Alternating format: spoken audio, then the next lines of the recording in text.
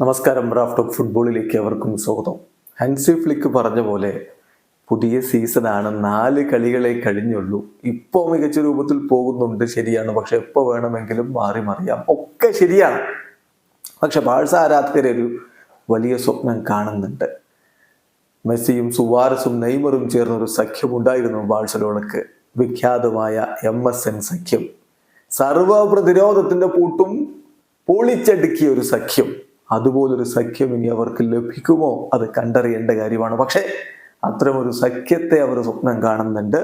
ഇപ്പൊ ആദ്യ 4 മത്സരങ്ങൾ ഈ സീസണിൽ ലലീഗയിൽ കഴിയുമ്പോൾ ബാഴ്സയുടെ മുന്നേറ്റ നിരയിൽ 3 പേർ അതുപോലെ മികച്ച പ്രകടനം നടത്തുന്നുണ്ട്. അതെ, റാഫിഞ്ഞ, ലെവൻഡോസ്കി, ലാമിൻ യമാൽ, ഈ 3 പേര് ബാഴ്സയുടെ മുന്നേറ്റ നിരയിൽ നിറഞ്ഞാടുകയാണ്. ഇന്നലെ 7-0 തകർത്തങ്ങ് തരിപ്പണമാക്കി വിട്ടത് വല്ലഡോയിഡിനെ. അതിൽ 2 അസിസ്റ്റ് ലാമിൻ യമാലിന്റെ വക, ഹാട്രിക്കും അസിസ്റ്റും റാഫിഞ്ഞയുടെ വക, ഗോളും അസിസ്റ്റും ലെവൻഡോസ്കിയുടെ വക. ലെവൻഡോസ്കിയൊക്കെ എല്ലാ കളിയിലും ഗോൾ ഇടിക്കുക.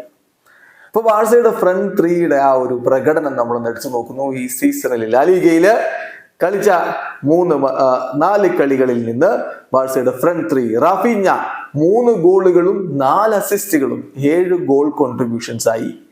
ലാമിൻ യമാൽ 1 ഗോളും 5 അസിസ്റ്റുകളും അദ്ദേഹം സ്വന്തമാക്കി കഴിഞ്ഞു.